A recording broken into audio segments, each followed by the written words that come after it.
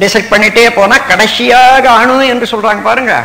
அணுல கூட there are two school of thoughts, ரெண்டு விதமான கருத்துகள் உலகத்துல இருக்கு. தத்துவஞானிகளுடைய அணு வேறு, பிலாசபர்ஸ் ஏதாவது சயின்டிஸ்ட் அணு வேறு. சயின்டிஸ்ட் அணு என்றால் ஒரு குரூப், ஒரு ஃபேமிலி ஆஃப் எனர்ஜி பார்ட்டிகல்ஸ். அந்த நுண்ணிய அணுக்கள் நாம் சொல்றோமே, அதனுடைய பல அணுக்கள் கூடி ஒரு கூட்டாக இயங்கக்கூடிய 2 அணு 4 அணு 16 அணு இப்படி ஒவ்வொன்றுக்கு அந்த நம்பர், அட்டாமிக் நம்பர் கொடுத்து அதை வச்சிருக்காங்களே, அதுதான் விஞ்ஞானிகள் சொல்லக்கூடிய அணு. ஆனா வேதாந்திகள் சொல்லக்கூடிய அல்லது தத்துவ ஞானிகள் சொல்லக்கூடிய அணு என்ன, அதையும் பிரித்து கொண்டே போனா அந்த அணுவையும் சொல்றாங்க. அணு என்றால் என்னன்னா நுண்ணிய மூலக்கூறு. ஆனா சேர்ந்து இயங்கக்கூடிய 10-15 சேர்ந்து இயங்கக்கூடிய நுண்ணிய மூலக்கூறாக இருக்க முடியாதது. அதான் வித்தியாசம் விஞ்ஞானத்துக்கும் விஞ்ஞானத்துக்கும். அதுதான் விண் என்று சொல்லக்கூடியது. விண்ணை பற்றி அறிந்த ஞானி தான் விஞ்ஞானி. விஞ்ஞானம் என்று நம் மொழி வழக்கில் வந்தது. இப்ப கூட அறிவியல்னு சொல்றோம். அறிவியல் விஞ்ஞானம் அல்ல, விண்ணியல் தான் விஞ்ஞானம். அறிவியல் என்றா தத்துவம் தான். அறிவை பற்றி அறிந்து கொள்றது தான் அறிவியல், விண்ணை பற்றி அறிந்து கொள்றது தான் விஞ்ஞானம், விண்ணியல். விண்ணியல அறிவியல் என்று நாம் சொல்லி வழக்கில் வந்துடுது. அதாவது உங்களுக்கு வித்தியாசம் தெரிஞ்சு கொள்றதுக்காக சொல்றேன். அதுல நமக்கு மனித குலத்துக்கு தொன்று தொட்டு வரக்கூடிய அந்த கல்ச்சுரல் வேல்யூ, பண்பாடு, எந்த இடத்துலையுமே இந்த உயிரை பற்றி, உயிர் இருக்கிறது என்ற ஒரு அனுமானம் தான் கொடுத்தாங்களே தவிர உயிரை பற்றி அறிந்தவர்களும் விளக்க முடியல, அறியாதவர்கள் ஏதோ ஒரு இதுவா, அதாவது தூக்கு தொகையா கற்பனையாக என்னமோ நினைச்சிட்டு இருக்கோம்.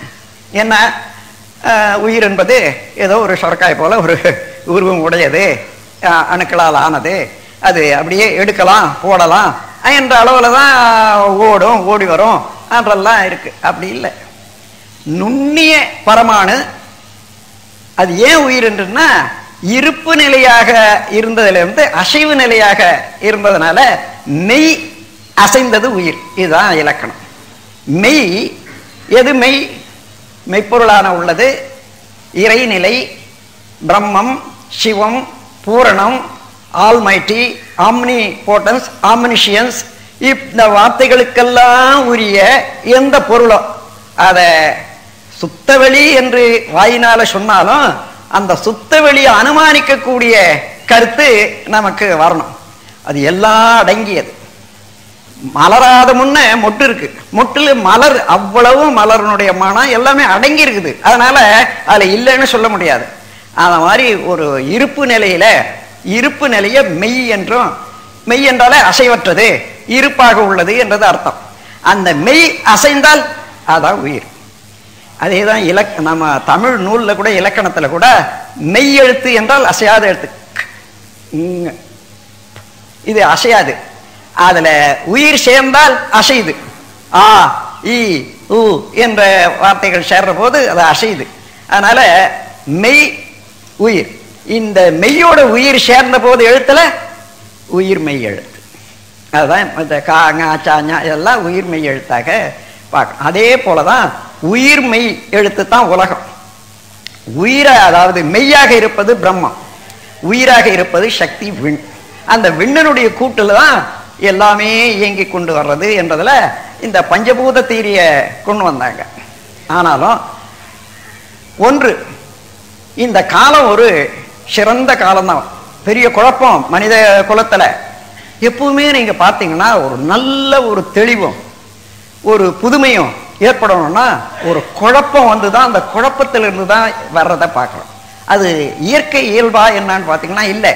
அந்த குழப்பத்துல தான் என்ன செய்வது என்றது ஒருமிக்க மனதை இணைத்து அழுத்தி மனிதன் சிந்திக்கக்கூடிய ஒரு ஆர்வம் உண்டாகும். குழப்பம் வந்த போதுதான் சிந்தனையை உயர்த்துது. அதனால் இல்லைன்னா மிதந்துகிட்டே போறான், பழக்கத்திலையும் அல்லது புலன் இன்பத்திலையும் மிதந்துகிட்டே போறான். அதுல குழப்பம் தீராது, குழப்பம் ஜாஸ்தியா தான் ஆகும். அதனால இயற்கையாக தானாகவே குழப்பங்கள் வந்து இவ அலைச்சலே குழப்பங்களை ஏற்படுத்துறது. அந்த குழப்பத்தின் மிகுதியில என்ன செய்வது இனிமே என்ற ஒரு எண்ணம் வர்ற போதுதான் அங்கதான் இயற்கை தன் அறிவிலையும் தன் செயல்லையும் ஒரு மனிதனல்ல ஒரு புதுமையான விளக்கமாகவும் புதுமையான செயலார்வமாகவும் தோன்றி அவர்களை எல்லாம் நாம் வந்து இப்போ சரித்திர புருஷர்களாக நாம் கொண்டாடுறோம். ஆகவே இந்த வார்த்தைக்கு அர்த்தம் என்னன்னா, இந்த காந்தம் என்ற சக்தியை தெரிந்து கொள்ளணும். தமிழ்நாட்டில் இந்த காந்தத்தை வர்ணிக்கணும்னு தமிழ் புலவர்கள் எடுத்தாங்க. ஆனா ஒரு கதையாக்கி அந்த கதையை காட்டி விட்டாங்களே தவிர ஆனா அந்த உண்மையை உணர முடியாததான் இருக்கு. காந்தன் என்ற ஒன்றுக்கு, காந்தம் என்றால் அழுத்தம், ஒளி, ஒலி, சுவை, மனம் 5 வகையில இயங்குவது காந்தத்தினுடைய வெளிப்பாடு. இந்த 5ஐயும், அதாவது 5 அறிவு 1 6, இந்த 6 தத்துவத்தையும் சேர்த்து கூறுவதுதான் காந்தம். காந்த புராணம்னுட்டு ஒண்ணு நம்ம தமிழ்நாட்டில் இருக்கு. அது கார்த்திகேயன் 6 முக கடவுள்னு வச்சாங்க. 6 முகம் என்று சொன்னா சக்தி சிவம் என்ற சிவமாக இருந்த பூரணா சக்தியாக மிளர்ந்து அந்த சக்தியினுடைய அலையில எழுந்த ஒரு ஆற்றல் சிவத்தோட கலந்து அர்த்தநாரி என்று சொல்லக்கூடிய ஒரு சக்தியாகி அதில் இருந்து பிறந்தது காந்தம். அப்போ அந்த காந்தம் 6 முகம் உடையது. அழுத்தத்தினால அணுக்கள் கூடுவது பிரிவது, அதாவது மேல்புற அழுத்தத்துக்கு உட்படும் போது கூடுவது, அது உட்புற அழுத்தத்தினால உண்டாகிற போது அது விரியுது. அப்ப விரிதல் கூடுதல் தான் அணுக்கள் கூடி இன்னைக்கு காற்றாக, நெருப்பாக, நீராக, நிலமாக இவ்வளவையும் அதே எது காந்தமாக மாறியதோ அந்த காந்தத்திலேயே இருப்பு நிலை ஒண்ணு, இயக்க அலை ஒண்ணு இருக்கு. அந்த இருப்பு நிலை உணர்கிறது. இருப்பு நிலை தான் பிரம்மம், சிவம், பூர்ணம். அதுதான் இந்த அலையாக உள்ள எல்லா பொருளையும் நிலையாக இருக்கக்கூடிய இருப்பு தான் உணர்கிறது. அதனால அதுவே மனமாக விரிவு பெற்று இவ்வளவையும் அழுத்தம், ஒளி, ஒலி, சுவை, மனம் இவைகள் எல்லாம் உணர்ந்து கொள்கிறது என்பதை வள்ளுவ பெருமான் சுவை, ஒளி, ஊறு, ஓசை, நாற்றம் என்ற 5இன் வகைதறிவான் கட்டே உலகுன்னு முடிச்சாரே தவிர அவரால் அங்கு விளக்க முடியாதது. அதாவது இந்த பஞ்ச தன்மாத்திரை விளக்கத்தை நேரடியாக குரு மூலமா தான் விளக்கணும்ன்றத முதல் கவியில சொல்லியிருக்காங்க. அந்த முதல் கவி என்னங்க, அகர முதல் எழுத்தெல்லாம் ஆதிபகவன் முதற்றே உலகுன்னு சொல்லிட்டாரு இல்லையா. எல்லாம் வல்ல ஒரு முழு முதல் பொருள்ல இருந்து தான் உலகம் தோன்றியது என்றதை அங்க கொடுத்துட்டாரு. அதுக்கப்புறம் இத வந்து அறவாழி அந்தணன் தாழ் சேர்ந்தார் கல்லால் பிறாழி நீந்தல் அரிது. அதாவது கர்ம வினைப்பயனாகவே எடுத்து வரக்கூடிய அந்த சரீரம் மனிதனுக்கு அது அறவாழி அந்தணன், அறக்கடவுளா அறத்தையே இயல்பாக உடைய அந்தணன் என்றால் குரு. அந்தணன் என்ற வார்த்தையை குருவைத்தான் குறிக்கும், அதாவது ஆசிரியர், ஞானாசிரியர். அந்தணன் என்ற வார்த்தையை வச்சு இன்னொரு இடத்துல அதுக்கு விளக்கம் கொடுத்திருக்காரு, அதை பார்க்கணும் நீங்க. அந்தணன் என்போன் அறவோன் மற்ற இருக்கும் செந்தன்மை பூம்புழுகளால். அதுங்கதான் அந்தணன் என்றதுக்கு அர்த்தம் அங்க நமக்கு வந்துட்டு இருக்குது. அதை வச்சு நீங்க பாத்தீங்கன்னா அறவாழி அந்தணன் தாழ் சேர்ந்தார்கல்ல, ஒரு குருவை அடைந்தால ஒழிய இந்த உண்மையை நீ உணர்ந்து கொள்ள முடியாது. அதுனா பிற ஆழின்னு சொல்றாங்க பாருங்க. அறாழி, அறத்தையே கடலாக அறக்கடலான ஒரு குருவை சேர்ந்தால் அன்றி பிற ஆழின்னா அறத்துக்கு பிற என்ன, அதாவது பவச்செயல், பழி செயல், இதுல இருந்து நீ நீங்க முடியாது என்று சொல்றாரு.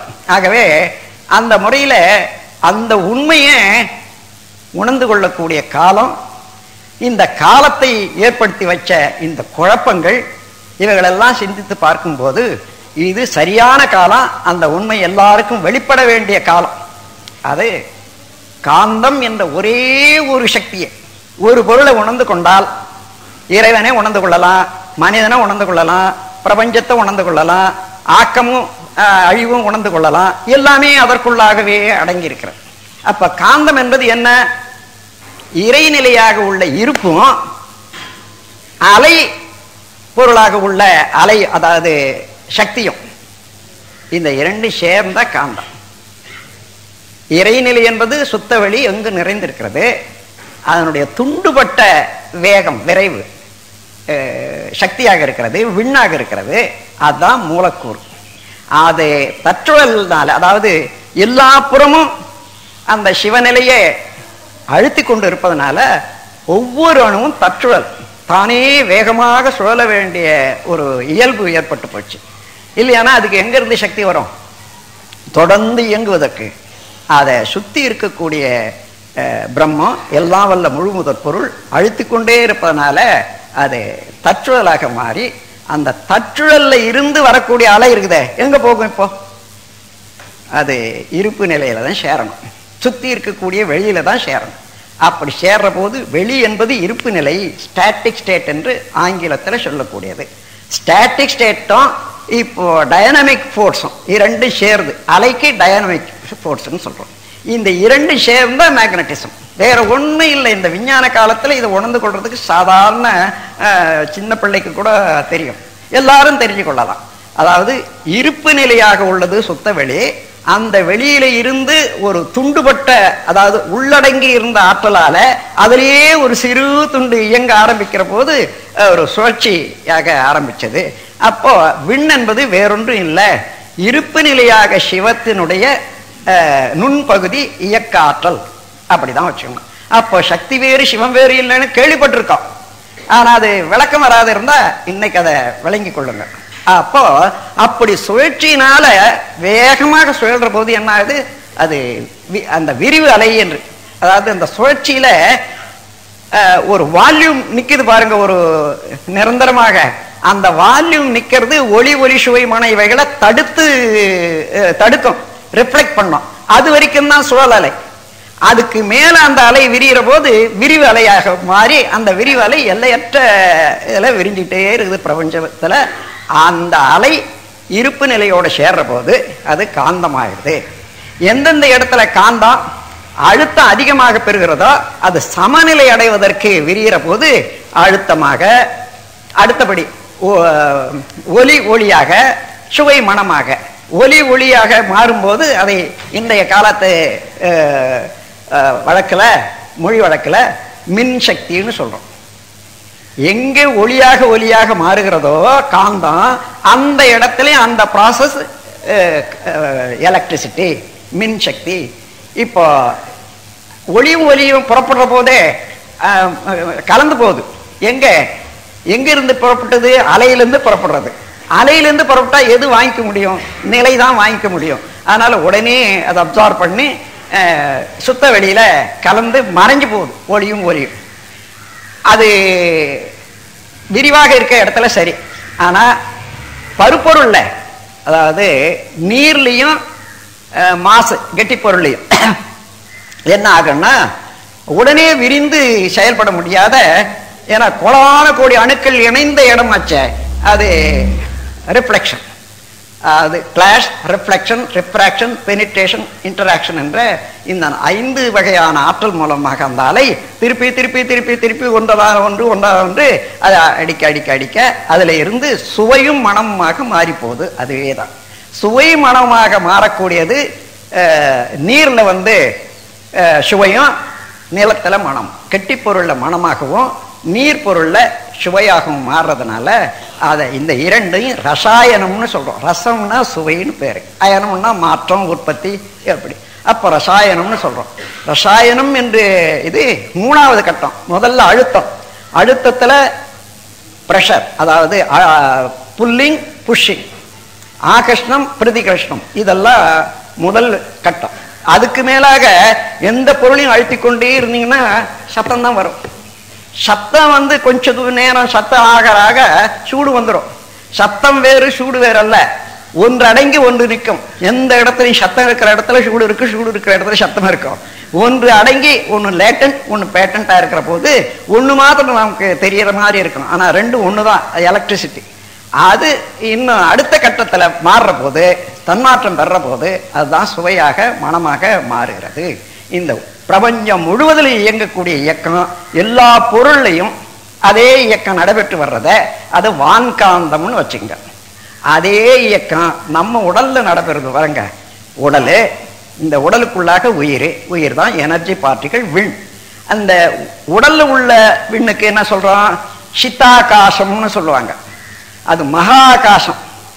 இங்க சித்தாகாசம், சித்தமாக இருக்கக்கூடிய, சித்தம்னா உயிர், உயிராக இருக்கக்கூடிய ஆகாசம் என்றதுதான் இந்த விண்ணுக்கு இங்க இருக்கக்கூடிய விண்.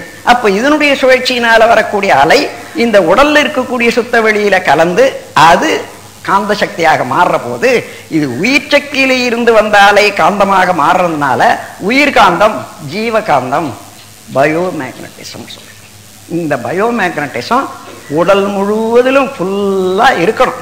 நமக்கு போதிய அளவு இருந்தாதான் அந்த கன்வர்ஷன், அதனுடைய மாற்றம் இவைகளால உடல்ல நாம் சாப்பிட்ற சாப்பாடு அதை மாற்றி அமைக்கிறதுக்கு, அதாவது ரச ரத்த மாம்சம் மேதை அஸ்தி மஜ்ஜ சுக்கிலம் என்ற 7 தாதுக்களா மாற்றுவதற்கும், அதை மீண்டும் மீண்டும் மீண்டும் மீண்டும் அது சென்று போன கழிந்து போனவற்றுக்கு மீண்டும் புதுப்பிக்கிறதுக்கும் எல்லா வேலையும் உடல் இயக்கத்தை எல்லாம் சேர்த்து மெட்டபாலிக் ரொட்டேன்னு சொல்லுவாங்க. எல்லா வேலையும் செய்யறதுக்கு ஒரு சக்தி வேணுமே இல்லையா? அதுதான் ஜீவகாந்தம். அதே போல நாம எதையாயிலும் பார்க்கிறோம், ஒளி கண்ணில் படுது. அந்த கண்ணில் நாம் எதை பார்க்கிறோமோ இந்த புறம் பார்க்கிறோம், அந்த புறம் அதை பதிவு செய்து. எப்படி இந்த போட்டோகிராஃபில கேமராவில் ஒரு படம் எடுத்தா அந்த பக்கம் அது திருப்பி கண்ணாடியில எடுக்கிறது, இந்த நெகட்டிவ்ல அப்படியே பிரிண்ட் ஆயிடுது. அதே போல உயிர் சக்தி தான் நெகட்டிவாக இருந்து எவ்வளவு நாம பார்த்தாலும் அதை வாங்கிக்குது. அதுக்கு மையத்துல அங்க இருந்து இதை ஒளிய வாங்கி அதை காந்த சக்தியாக மாற்றி அங்க அழுத்தமாக அணைச்சி அதுல உயிர் சக்தியில பதிவு. இந்த வேலை பிரெயின் செல்ஸ், மூளையினுடைய செல்கள் தான் இதை மாற்றி அமைக்கக்கூடிய தன்மை. அதாவது அதே போல அதை பதிந்த பதிவு அலையாக மறுபடியும் வர்ற போது அந்த அலையில உள்ள கேரக்டர் என்ன?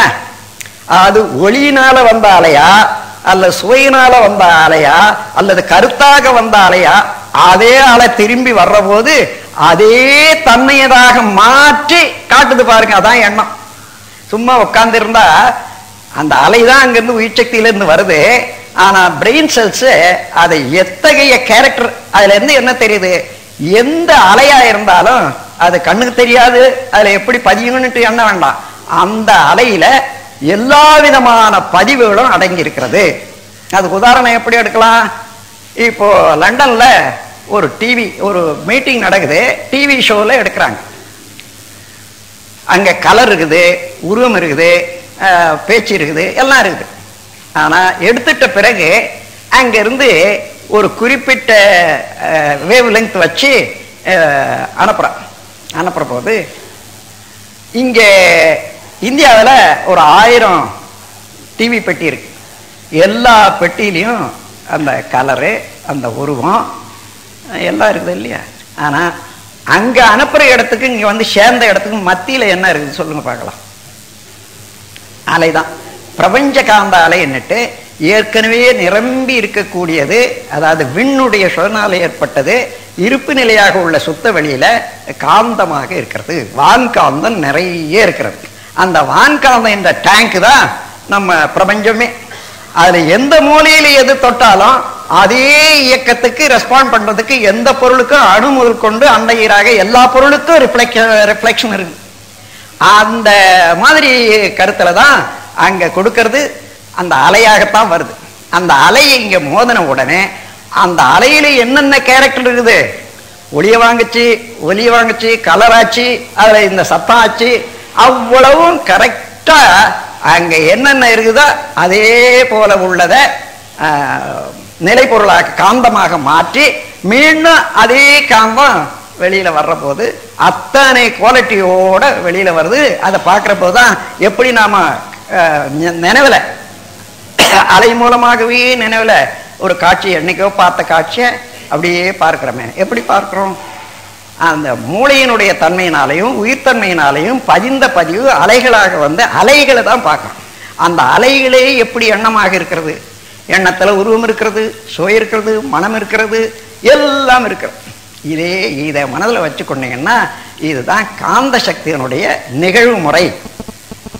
பிரபஞ்சம் முழுவதிலும் எந்த இயக்கம் எடுத்தாலும் காந்தம் இல்லாத நிலை இல்லை. அந்த காந்த சக்தி உணர்ந்து கொண்டோமானா என்ன, சிவம் சக்தி, அதாவது எல்லாம் வல்ல இறைநிலையும் அதனுடைய ஆக்கம், அதாவது சக்தி, இந்த இரண்டு சேர்ந்த இதுதான் காந்தம். அது இல்லாத பொருள் இல்லை, இல்லாத இடம் இல்லை. இப்போ நான் கையை தட்டுறேன், இந்த அணுக்களுடைய சேர்வு வந்த உடனே அந்த காந்த அழுத்தம் ஒரு அளவில் வர்ற போது தானாகவே அது எலக்ட்ரிசிட்டியா மாறி சத்தமாக பரிணாமம், அதாவது பிசிக்கல் டிரான்ஸ்பார்மேஷன் என்று சொல்லும். அதுதான் பஞ்ச தன்மாத்திரைகள் சொல்றோம். அழுத்தமோ ஒளியோ ஒலியோ சுவையோ மனமோ இவைகளெல்லாம் அப்படி அப்படியே, அதாவது எப்படி வாங்கிச்சோ அதே போல வரும். வாங்கின பிறகு வைக்கிற இடம் காந்தம், திருப்பி வந்த போது அதுவே ஒளி ஒலி சுவை மனம் இவைகளாக மாறும். இது பிரபஞ்சம் முழுவதிலும் நடந்துட்டு வருது. இன்னும் ஒரு வெளிப்புறமாக உள்ளதை ஓமானம் காட்டி அதுக்கப்புறம் உள்ளுக்கு வர்றேன். இந்த உலகில கோடிக்கணக்கான தாவரங்கள் உள்ளன. இந்த தாவரங்கள்ல ஒரு 100 தொட்டியை வச்சு 100 விதமான வித்தியாசமான விரைகளை போடும். மாங்காய், புளியங்காய், எள்ளு, கொள்ளு, கடுகு, இப்படி வச்சுங்க. அவ்வளவும் போட்ட மண்ணு ஒண்ணு, ஊத்துற தண்ணி ஒண்ணு, காயிற சூரியனும் ஒண்ணு, அடிக்கிற காத்தும் ஒண்ணு. ஆனா அந்த முளை விட்டு வெளியே வரும்போது அது அதனுடைய தாய் என் தன்மை உடையதோ அதே மாதிரியாக முளை விட்டு, முளையில் எடுத்து கசிக்க மோந்து பார்த்தீங்கன்னா அவ்வளவு தெரியாது நமக்கு, புலனால உணரக்கூடிய அளவு. இன்னும் வளர வளர வளர அந்த ஒரு இலையை கிள்ளி போட்டா ஓஹோ இது மாயலை என்ன சொல்றோம். இப்ப இதற்குள்ளாக அதுக்கு சுவையும் வந்துடுது, மனமும் வந்துடுது. அதுக்கு மேல வளர வளர பாருங்க, அந்தந்த நிலை வரும்போது அந்த மாவின் தன்மையாகவே வளர்ச்சி அடைகிறதுக்கு எங்க இருந்து அது அணுவும், அந்த அணுக்கூட்டமாக உள்ள மாலிகூல் பேரணுவும், அந்த பேரணுக்கள் சேர்ந்த கிறிஸ்டலைசேஷன், அதாவது ஒரு வடிவமைப்புன்னு சொன்னா அணுக்களுக்கெல்லாம் ஒரு வடிவமைக்க இல்லைன்னா ஒன்னோட ஒன்று சேர முடியாது. உதாரணமா ஒரு 4 பழம் வச்சு ஒன்னா வைக்கிறீங்க, 1 2 3 மேல ஒண்ணு வைக்கிறீங்க, அதான் வடிவமைப்பு. 4ஆ இருந்தா இப்படி இருந்தாதான் நிக்கணும். அதே போல 5ஆ இருந்தா எப்படி 4 வச்சு மத்தியில 1, 6ஆ இருந்தா எப்படி. அதே போல அந்த அணுக்கள் கூட்டத்திலேயே கூட இயக்கத்துல அந்த வடிவம் அங்கங்க அமைஞ்சு போறதுதான் அந்த கிறிஸ்டலைசேஷன் சொல்லுவாங்க. அந்த மாதிரி அமைந்ததுனால அதே கிறிஸ்டல் தான் இன்னொன்னோட இணைகிற போது ஒத்து நெருங்கி இயங்குற போது மாஸ் ஏற்படுறதுக்கு, அதாவது உருவம் ஏற்படுறதுக்கு வழியாகிறது. அதை வச்சுட்டீங்கன்னா இந்த இங்க நிலத்துல இருந்து என்ன வருது, தண்ணியை தான் இழுக்குது. இழுக்கிற தண்ணி இந்த பூமியினுடைய சுழற்சியினால கெட்டி பொருளை கீழே இழுக்கும், லேசான பொருளை மேல தள்ளும். இது இயல்பு. அதனால இந்த தண்ணிக்கு ஒரு சிறு சூடு, அந்த பூமியினுடைய சூடு மேலே ஏறுது. ஆனா அதுக்கு மேல போக முடியாத வளர்ச்சி அங்க முடிவு இருக்கிறதுனால திரும்புது. இப்படியே திரும்பி திரும்பி கீழே வர்றது மேலே ஏறுறது, கீழே வர்றது மேலே ஏறுறது. அதுக்குள்ளாக இந்த சூரிய வெளிச்சம் பட்டு இவைகளெல்லாம் நீராக இருந்ததெல்லாம் அந்த அணுக்கள் எல்லாம் பிரித்து அதனுடைய முளையில ஒரு கோடுன்னுட்டு, அதாவது பிளான்ன்றதுக்கு ஒண்ணு இருக்கு. எப்படி நம்ம வரைபடம் போடுறோமோ அதே போல வரைபடம். அந்த வரைபடத்தை அதான் வரைபடம் எப்படி உண்டாச்சுன்னா ஜீவகாந்த சக்தியினால வரைபடம் வந்தது. அந்த ஜீவகாந்த சக்தி பிரபஞ்சம் முழுவதும் இதே போல மாங்காய் எத்தனையோ செடி வந்து அதனுடைய அலையெல்லாம் சேர்ந்து இருக்குது பாருங்க பிரபஞ்ச காந்த சக்தியில.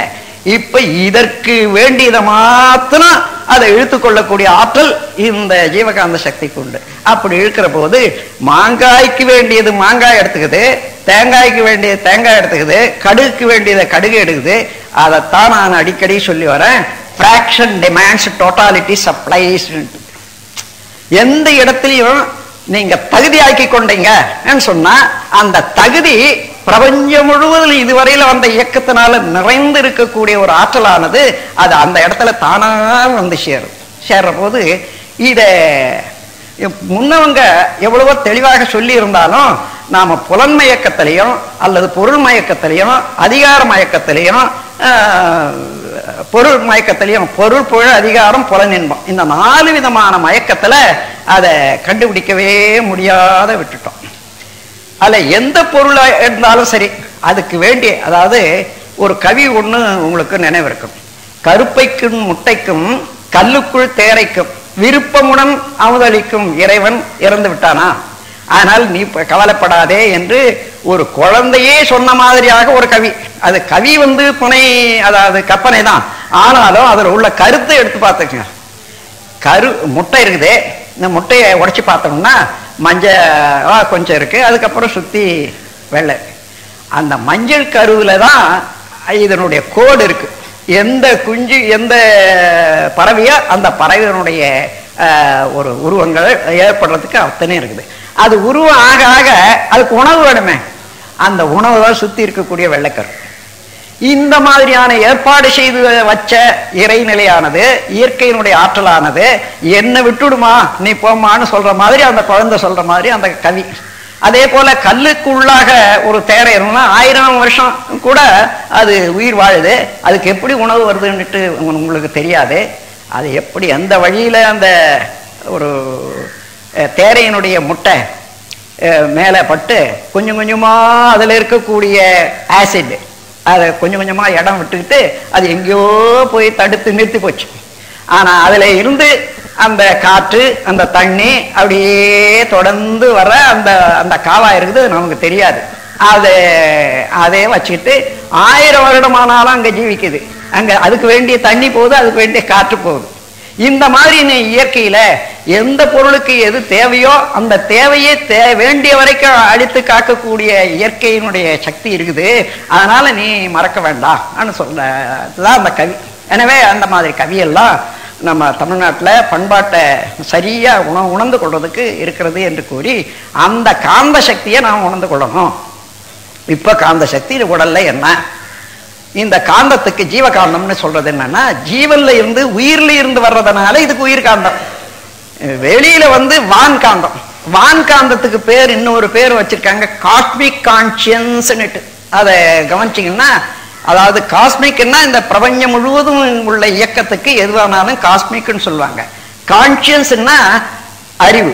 எந்த பொருளையும் வாங்கி எப்படி நாம நம்ம உடலுக்குள்ளாக எதையோ பார்க்கிறோம், அதை சேர்த்து வைக்குது, மறுபடியும் பிரதிபலிக்குது. இந்த மாதிரி ஒரு திட்டா வேலை செய்து இல்ல, இதை மாத்திரம் இது இல்லாத இவ்வளவு இது கம்ப்யூட்டர்னு வச்சுங்க, ஒரு டெர்மினல், ஒரு தனித்தனியாக உள்ள கம்ப்யூட்டர்.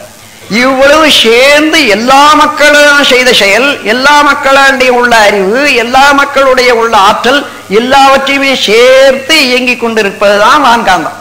அதனால நீங்க செய்யற எண்ணம் பண்ற எண்ணம் செயல் விளைவுகள் அவர் செய்யறது இவர் செய்யறது எல்லாமே வான்காந்தத்துல இருக்கு.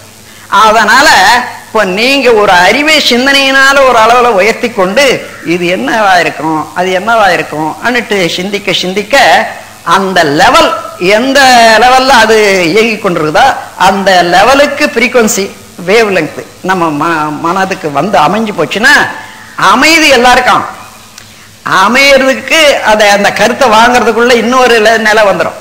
ஏன்னா நம்ம பழகல, நிலைச்சு பழகாதனால அது டிஸ்டர்ப் ஆகிடும். அதனால எல்லாருக்கும் அந்த உள்ளுணர்வு சக்தி இருக்குது, பிரபஞ்சத்தினுடைய ரகசியத்தை வாங்குற ஆற்றல் இருக்குது.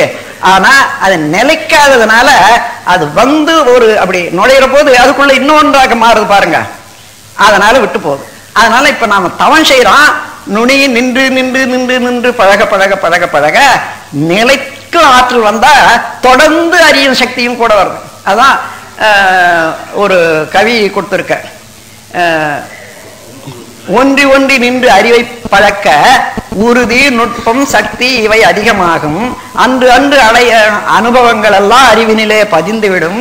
ஆழ்ந்து ஆழ்ந்து நன்று என்று கண்டபடி செயல்களாற்றும் நற்பண்பு புலன்களுக்கு அமைந்து போகும் என்ற கவி அதை தான் குறிப்பிடுறது. எனவே அந்த முறையில இப்போ நாம் தவம் செய்யறோம்னு சொன்னா ஏதோ கொஞ்ச நேரம் உட்கார்ந்தோம், தவம் செய்ய சொல்லி கற்றுக் கொடுத்தாங்க, நல்லதுன்னு சொன்னாங்க, செய்யறன்ற மாத்திரம் இல்லாம நம்முடைய இந்த ஜீவகாந்த சக்தி, உயிராற்றல், உடலினுடைய நன்மை, பிறவியினுடைய பயன் அடைய வேண்டிய ஒரு நற்பேறு, இவ்வளவும் நாம் பெறுகிறோம் இந்த தவத்தின் மூலமாக. என்ன, நீங்க ஜீவகாந்த சக்தியை புலன்கள் மூலமாக செயல்படுத்தி கொண்டே இருக்கிற போது அலை நீளம் குறைஞ்சி, அதாவது ஃப்ரீக்வன்சி ஜாஸ்தி ஆகும். அதனால அதிகமான செலவு ஆயிட்டே இருக்கு. அதனால்தான் நமக்கு வரவு விட செலவு செய்து கொண்டே இருப்பதனால இழப்பு. அதுக்கு பதிலாக கொஞ்ச நேரம் நீங்க தவம் செய்தீங்கன்னா புலன் அளவுல போற செயல் இல்லை. அப்போ அடக்கம் பெறுகிறது, அமைதி பெறுகிறது. அந்த அமைதியில செலவு இல்லாத போதா வரவு வந்துட்டே இருக்கு. அப்ப செலவு குறைச்சா பொத்தல் அடைச்சிட்டு தண்ணி ஊத்துறீங்கன்னா ஊத்துன தண்ணி நிற்கும். அதே போல தவம் செய்யக்கூடிய நேரத்துல நாம் இறைநிலையோட, இருப்பு நிலையோட மனதை சேர்க்கிறோம். அதாவது நிலை பொருளோட அலையை கூட்டுறோம். இதுதான் தவம். அப்ப நிலை பொருளோட அலையை கூட்டும் போது கிட்ட கிட்ட நிலைக்க நிலைக்க நிலைக்க இந்த நிலை பொருளாகவே அலையாகும் போது நிலை பொருளாக உள்ளது சிவம். அவனே தான் படக்க நிலையில மனமாக இருக்கிறான். நான் அறிவுதான், சிவம் தான், சிவம் தான் அறிவாக இருக்கிறது, அறிவுதான் நானாக இருக்கிறேன் என்ற தெளிவு இந்த இடத்துல தான் வர முடியும். அப்படி தன்னிலை விளக்கிறோம்.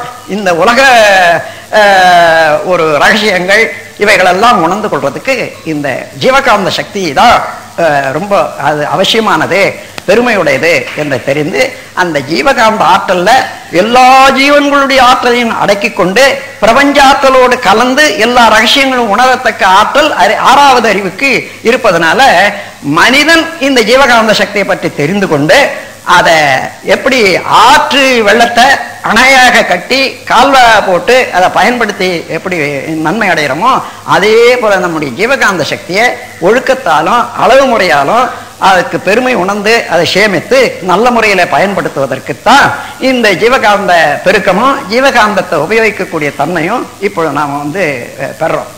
நம்முடைய ஒரு இதுல இந்த நாம் பொதுவா புலன்கள் மூலமாக விட்டுக்கொண்டே இருக்கமே, அதை ஒருத்தருக்கு தீட்சை கொடுக்கணும்னு சொன்னா அழுத்தம் வேணும். அதாவது மனம் என்றது என்னன்னு தெரிஞ்சுக்கொள்ளுங்க. அந்த உயிர் சக்தி சுழண்டு கொண்டே இருக்குமே, ஆனால் எந்த பொருள் சுழண்டு கொண்டே இருந்தாலும் மையத்துல சுழற்சி குறைஞ்சிட்டே போய் there is a point in the center where there is no motion at all. இது நான் கொடுத்திருக்கக்கூடிய ஒரு சூத்திரம். அதாவது மையத்துல ஒரு இடம் இருக்கும், அந்த இடத்துல மோஷனே இல்லை. அப்ப எது சுழலுதுன்னு பாத்தீங்கன்னா இருப்பு நிலை தான் சுழலுது. அந்த சுழல்ற வேகம் இல்லாத மையத்துல இருப்பு நிலை அப்படியே இருக்கு. அந்த இருப்பு நிலையான சிவம் அதுதான் அறிவாக இருக்கு. ஏன்னா ரெண்டு பொருள் தானே உலகத்துல, இருப்பு ஒண்ணு அலை ஒண்ணு, நிலை ஒண்ணு அலை ஒண்ணு. எது எதை உணரணும்? பின்னால வந்தது அலைந்து கொண்டே இருக்குது, அந்த அலை மோதுகிறது, இதை உணர்கிறது. அப்போ அறிவாக இருக்கக்கூடியது சிவம் தான்.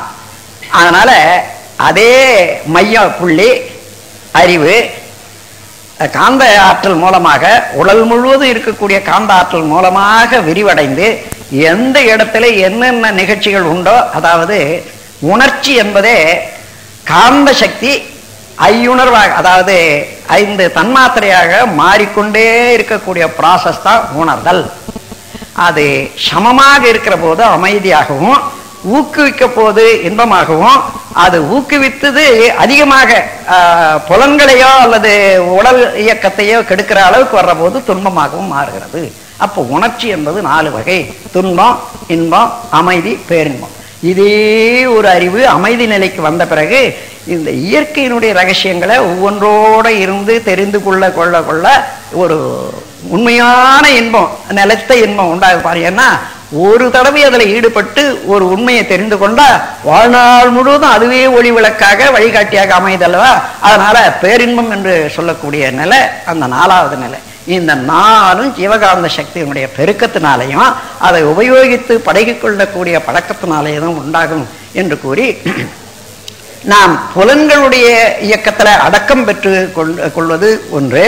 அதன் பிறகு அதை சேமித்த ஒரு சக்தியை நல்ல முறையில் பழகணும். அதுதான் செயல் டிசிப்ளின் இன் டீட்ஸ்ன்னுட்டு செயல்ல முறை அறநெறி இவைகளில் பழகிக்கொண்டா ஒரு தடவை எப்படி பழகிறோமோ அதே போல மீண்டும் மீண்டும் பழக பழக அந்த அழுத்தம் அந்த பாதையினுடைய அமைப்பு அப்படியே வர வர அதுவே தன்மையாக மனிதனுக்கு மாறி அந்த அளவில் அவன் உயர்ந்து கொண்டே போக முடியும். ஆகவே தான் ஆன்மீகத்துறையில் நல்லதே எண்ணுதல், நல்லதே செய்தல், நல்லதே பேசுதல், உண்மை உணர்தல் என்பதெல்லாம் அவசியமாக இருக்குது. இப்போ இந்த சக்தியை நாம் பெருக்கிக் கொள்றதுக்கு பெருக்கிக் கொள்ளாத போனால் பிறருக்கு அளிக்க முடியாது. எந்த இடத்துல ஜீவகாந்த சக்தியினுடைய அழுத்தம் வருகிறதோ அந்த இடத்துல உயிர் சக்தியும் சேர்ந்து, அதாவது இணைந்து செயல்படும். அதனால தான் நீங்கள் இங்கே கொஞ்ச நேரம் நினச்சி பாருங்க, அங்கே ஒரு உணர்வு வரும். அது உயிர் சக்தி அங்கே சேருதுன்றது அர்த்தம். அதனால் நாம் இந்தந்த மற்ற இடங்கள்லாம் அது மாதிரி அதிகமாக சேர்ந்தால் மின்சக்தி மின்குறுக்கு உண்டாகும். மின்குறுக்கு உண்டாகாத இடங்கள் எதுவோ அதான் எண்டோக்ரைன் கிளாண்ட்ஸ். ஏன்னா அங்கே விந்து சக்தியினுடைய ஆற்றலை போல அதே போன்று ஒரு திரவம் உற்பத்தி ஆகி அந்த மின்சக்தியாக மாறாத ஓரளவுக்கு பாதுகாக்கக்கூடியது. அதுக்கு மேலே போனால் எல்லா இடத்துலையும் ஷார்ட் சர்க்யூட் வரும். அந்த ஷார்ட் சர்க்யூட் வராத இடமாக இருந்து ஒவ்வொரு சென்டராக எடுத்துட்டு போய் அப்புறம் இங்கே வைக்கிறோம். முதல்ல இங்கே வச்சுட்டு அதுக்கப்புறம் இங்கே எல்லாம் பழகினா தொந்தரவு இல்லை. அப்படி இல்லை, இங்கே ஒவ்வொரு இதுவாக கீழ் பக்கத்தில் உள்ள எண்டோக்ரைன் கிளாண்ட வைக்கிற போது அங்கேருந்து ஏற முடியாத தேக்கம் அங்கே ஷார்ட் சர்க்யூட் வரும். ரொம்ப பேர் அவஸ்தைப்படுறாங்க பாருங்க. அதான் அதை விட நேரடியாக இங்கே வந்துட்ட பிறகு அதுக்கப்புறம் பைபாஸ் இது. அதன் பிறகு மீண்டும் நாம் மற்ற எண்டோக்ரைன் கிளாண்டில் தவறு செய்கிறோம். இந்த ஆதாரம் என்பது வேற ஒன்றும் இல்லை, எண்டோக்ரைன் கிளாண்டு தான்றதை மனசில் வச்சுங்க. மூலாதாரம், அதாவது செக்ஸ் கிளாண்டு. அதுக்கப்புறம் அதுக்கு கிளாண்ட் இல்லை, இருந்தாலும் சுவாதிஷ்டானம் மணிப்பூரகத்துக்கும் அதுக்கும் மையத்தில் வச்சு அதை செய்கிற போது இந்த ஸ்பிளீன், லிவர் இவைகளுக்கெல்லாம் கலப்புறது என்றதை சொல்கிறாங்க. ஆனாலும் நாம் அது நேரடியாக உணர முடியல. இங்கே மணிப்பூரகத்தில் வந்தால் நல்லா உணர்றோம். அதான் அட்ரீனல் கிளாண்டுன்னு பேர் வச்சுருக்காங்க. இங்கே தைமஸ் கிளாண்டுன்னு சொல்கிறது ஹார்ட் சென்டர் என்றது ஹார்ட், அதாவது இருதயம் அல்ல, அதாவது ஒரு சென்டர் பாயிண்ட். முக்கியமான பொருளுக்கு ஹார்ட்னு ஒரு மொழி வழக்கு, இருதயம்னுட்டு. அதாவது அந்த ஹார்ட் ஆஃப் த சிட்டின்னு சொன்னால் அந்த ஒரு நகரத்துக்கு நல்ல மையம், முக்கியமான இடம்ன்றது தான் அது. இந்த ஹார்ட் மேலேயே அதனால் தவறு செய்வாங்க. ரொம்ப பேர் கஷ்டப்படுறதை நான் பார்த்துட்ருக்கேன். அதுக்கப்புறம் ரிலீஸ் பண்ணேன். இங்கே அதாவது தொண்டையிலிருந்து கீழே ஒரு 4 இன்ச்சு தள்ளி கீழே தள்ளி பார்த்தீங்கன்னா அதை தான் தைமஸ் கிளாண்டு இருப்பு. அதுதான் ஹார்ட் சென்டர். ஏன்னா தைமஸ் கிளாண்டில் நீங்கள் மெடிடேஷன் பண்ணுற போது இன்ட்யூட்டிவ் நாலேஜு, ஒரு சயின்ஸுனுடைய சயின்டிஃபிக் இன்ஃபர்மேஷன்ஸு, இன்ட்யூஷன்ஸு, தைரியம் இவைகளெல்லாம் கொடுக்கக்கூடிய இடமாக இதை கருதுவதனால அதுதான் ஹார்ட் சென்டர்னு சொல்கிறது. அந்த மாதிரி இந்த இப்போ இது இயற்கை எப்படின்னா கீழே மூலாதாரத்தில் உயிர் சக்தி சேர்ந்து அங்கே அதிகமான இயக்கத்தை கொண்டு ஜீவகாந்த சக்தி உற்பத்திக்கு அதுதான் இடமாக இருக்குது. அது உடல் முழுவதும் பரவுறதுக்கு ஒரு காவா வேணுமே, அதான் நரம்பு திட்டம், நர்வஸ் சிஸ்டம். அப்படி வர்றபோது இப்போ ஒரு இடத்துல எலக்ட்ரிசிட்டி உற்பத்தி ஆகுது, அது போய் சேர்றதுக்கு ஒரு 100 மைல் இருக்குதுன்னு சொன்னால் அதுக்குள்ளே தொங்கி போகும். எவ்வளோ வேகம் வந்தாலும் இங்கே கொடுக்கறதுக்கு அங்கே கொடுக்கறதுக்கும் தொங்கி போகும். அப்படி தொங்காத, தோய்வில்லாத எந்த இடத்துல சேமித்து மீண்டும் ஒரே சீராக ஓட செய்வதற்கு டிரான்ஸ்ஃபார்ம்னுட்டு ஒன்று வைக்கிறோம் பாருங்க எலக்ட்ரிசிட்டியில். அதே போல் இறைவன் கொடுத்த டிரான்ஸ்ஃபார்ம் தான் எண்டோக்ரைன் கிளாண்ட்ஸ். அது ஒவ்வொரு இடத்துலையும் நிறுத்தி நிறுத்தி நிறுத்தி அது கெட்டு போகாத அளவுக்கு இது வரையில கொண்டு பிச்சுட்டரி பினியல் வரைக்கும் கொண்டு சேர்த்து அதுல இருந்து உடல் முழுவதும் பரவ செய்யக்கூடிய ஒரு ஏற்பாடு உடல்ல நடந்துட்டு இருக்குது. இப்ப இதை தெரிந்து கொண்டு இப்ப இதை முக்கியமாக நாம் புலன்களுடைய ஒரு இயக்கத்தை ஒரு ஒழுங்குபடுத்திக்கணும். புலன் இன்பம் வேண்டான்றதில்லை, எல்லாம் அனுபவிக்கலாம். சுவையை அனுபவிக்கலாம், ஒளி அனுபவிக்கலாம், ஒலி அனுபவிக்கலாம். ஆனால் வரவொலிக்கும் சங்கீதத்துக்கும் வித்தியாசம் இருக்கு பாருங்க. சங்கீதத்தினால ஒரு இனிமையான முறையில் சர்ப்ளஸாக இருக்கக்கூடிய சில சமயம் சர்ப்ளஸாக வரும், அதை வெளியேற்றி அது உடலுக்கும் இன்பம் மனதுக்கும் இன்பம் கொடுக்குது. ஆனால் அதுவே பரமோளம் அடிக்கிறாங்க, கொஞ்ச நேரம் ஒத்து கேட்டோம்னா என்ன ஆகும், அதிர்வெடி போடுறாங்க என்ன ஆகும், அந்த மாதிரி அதை மாலிகுலர் ஸ்ட்ரக்சர் இருக்குதே அதையே பிளவுபடுத்தி விடும். அந்த சத்தமானது அது அங்கே இருக்கக்கூடிய ஒரு அணுக்கள் இயக்க வேகம் அதிகரிக்க அதிகரிக்க இடைவெளி அதிகரிக்க அதை டேமேஜ் பண்ணிவிடும் அதிகமாக போனோம். அதனால் அதை ஊக்கி விடுறது இன்பம், அதை அக்சலரேஷன் என்பது இன்பம், அக்ரவேஷன் என்றால் துன்பம். அந்த மாதிரி இல்லாத அளவு முறை புலன் அளவில் அனுபவிக்கிற போது அளவும் முறையும் தெரிந்து கொண்டு அனுபவிச்சோம்னா ஜீவகாந்த சக்தி எப்பொழுதும் போகாத பார்த்துக்கலாம். ஒரு பைபிளில் ஒரு கொட்டேஷன் இருக்குது, அதை எடுத்து எழுதியிருக்காங்க ஒரு இடத்துல. நீ என்னதான் இந்த உலகத்தையே உன்னதாக்கி கொண்டாலும் கூட உயிர் சக்தியை இழந்து விட்டு நீ என்ன காணப்போகிறாய், இவ்வளவுதான். அதுல இருந்து அப்புறம் ஆராய்ச்சியில தான் தெரிஞ்சுக்கணும், அதில் அதை படிச்சு ஒன்றும் புரிஞ்சிக்க முடியாது. அது மாதிரி என்ன, இந்த உயிரினுடைய ஆற்றலும் இழந்துட்ட பிறகு அப்புறம் என்ன இருக்குது, அதை பாதுகாக்கணும் என்றதுக்காக சொல்றாங்க. எனவே இந்த ஐயுணர்வின் பயம் ஏற்ற அறிவு ஏற்ற பழிச்சுமையை மெய்யுணர்வு பெற்ற ஆற்றி மிக எளிதில் கழித்திடலாம் என்று ஒரு இடத்துல கொடுத்துருக்கேன். இந்த ஐயுணர்வின் மூலமாக அதிகமாக செலவு பண்ணி அது மீண்டும் நம்ம உடல்ல ஜீவகாந்த சக்தி உற்பத்தி ஆகிற போது எந்த வழியில எந்த கருவி மூலமா செலவு செய்தோம்னா அங்கேயே அதே ஓட்டத்துல அங்கதான் தேங்கி நிற்கும் ஓடுறது. நாக்கிலேயே எது ஆயிலும் சுவையை சாப்பிட்டு பழகிட்டோம்னு வச்சுங்க, அப்படியே செலவழிச்சு பழகிட்டோம். இப்போ மீண்டும் உற்பத்தி ஆகிற போது நாக்கில் திணிவு பெற்று துடிக்கும், ஏதாயிலும் சாப்பிடணுன்ற எண்ணத்தையும் உண்டு பண்ணோம். அப்போ சாப்பிட அந்த வெளியாகி அப்போ ஒரு திருப்தியா இருக்கு. ஆனா என்ன, திருப்தி என்பது வயிறு நிரம்புறதுக்கு அதுக்கும் சம்பந்தமே இல்லை.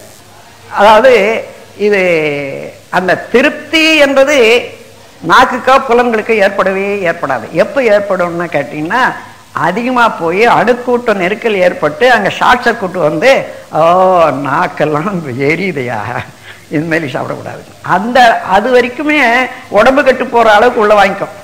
அதனால இந்த புலன் அடக்கம் என்பது வேற ஒண்ணும் இல்லை, அடியோட ஐந்தவித்தான் ஆற்றல் என்ற ஒரு கவி என்னன்னா, அளவுதான், அது அடியோட நிறுத்திட முடியாது. எப்பவும் உயிர் இருக்கிற வரையில, உயிர்ச்சூழல் இருக்கிற வரையில ஜீவகாந்த சக்தி பெருக்கம் இருக்கும், ஐயுணர்வு இயக்கத்துல தான் இருக்கும், அதை அடக்கிட முடியாது. அதை செயலற்றதாக ஆக்கிற போது தானாகவே இந்த தூக்கம் வர்ற போது உடல் இயக்கத்துக்கு வேண்டிய சக்திக்கு மாத்திரம்தான் போதும், அந்த அளவுக்கு மேலே இல்லைன்ற போது தானாக சுவிட்ச் ஆஃப் பண்ணிக்கும் நம்ம பாடியை. அதை சென்ட்ரல் நர்வஸ் சிஸ்டம்னு சொல்லுவாங்க, அதை நிறுத்திட்ட உடனே கண்டால தொடர்ந்து மாத்திரம் இயங்கும். அதனால ஒரு பக்கம் கட் பண்ணிட்ட பிறகு அதில் சேமிக்கிற சக்தி சேர்ந்து செலவானதை மீட்டு கொண்ட பிறகு அப்புறம் சுவிட்ச் ஆன், எல்லாம் கண்ணு காது மூக்கு எல்லாம் சரியா இருக்குது வேலை செய்யறதுக்கு. அதான் காலையில் நாம் எழுந்துக்கிறோம், வேலை செய்யறோம். ஆகவே இவ்வளவும் ஜீவகாந்த சக்தியின் மூலமாக நடைபெறக்கூடிய ஒரு இயக்கத்தை இப்போ நீங்கள் கண்டுபிடிக்கணும்னா ரொம்ப கஷ்டம் இல்லை. இது நமக்குள்ளாகவே நடக்குது, நம்ம அறிவுக்கு உட்பட்டதாகவே நடக்கிறது. இதை கொண்டே உலகத்தை நிர்ணயிக்க முடியும் என்று கூறி இந்த சக்தியை எப்படி சேமிப்பது, எப்படி செலவழிப்பது என்றதில் சேமித்து செலவழிக்கிறது ரெண்டு வழியில். அதாவது ஒயிட் மேஜிக், பிளாக் மேஜிக்னு சொல்லுவாங்க. பிளாக்னா ஒரு கெட்ட வழியில், அறவழி இல்லாத முறையில் செலவு பண்ண போவது அதை பிளாக் மேஜிக்னு சொல்கிறது. நல்ல வழியில் ஆக்கத்துறையில் இதை செலவு பண்ணுற போது ஒயிட் மேஜிக்னு சொல்லுவாங்க. அப்போது இந்த சக்தியை சேகரிக்கிறதுக்கு ஒன்று புலனடக்கம் வேணும், அளவு முறை வேணும், தானாகவே கூடிக்கொண்டிருக்கும், வேஸ்டேஜ் இல்லை. அதன் பிறகு இன்னும் சேர்க்கணுன்ற போது சேர்க்கணும் என்றதில்லை, அதை சேர்ந்ததை பயன்படுத்தணும் பிறருக்குன்னா எண்ணத்தின் மூலமாக வாழ்த்து, அதில் நல்லதே எண்ணுதல். ஒருத்தரை நினைச்சு அவர்கள் வாழணும்னு நினைக்கிற போது அவருடைய ஜீவகாந்த சக்திக்கும் நம்முடைய ஜீவகாந்த சக்திக்கும் வான்காந்தத்தின் மூலமாக தொடர்பு வருது. அதனால நீங்க யாரை எண்றீங்களோ அதை அங்க போய் இந்த அலை சேர்ந்து நீங்க என்ன எண்றீங்களோ அந்த அலையில உள்ள கருத்து எதுவோ அந்த கருத்து தான் அங்க போய் பாயும். இங்கேயே கோபமாக ஒருத்த அலைய விட்டான்னா அந்த கோபமாக போய் தான் அங்கே தாக்கும். அதே போல ஒரு கெட்ட எண்ணத்தோட விட்டான்னா அந்த அதே போலதான் வடிவெடுக்கும். அந்த அலைக்கு அந்த குணம் முதல்ல காந்த சக்தியை அலையாக மாத்துற போது அந்த அலையில உள்ள எல்லா குணங்களும் சேர்ந்து அதுல இருக்கும். மீண்டும் அது ஒன்று மேல பாயிற போது அது பாய்ந்து அதே குணங்களை அங்க விருத்தி செய்யும்.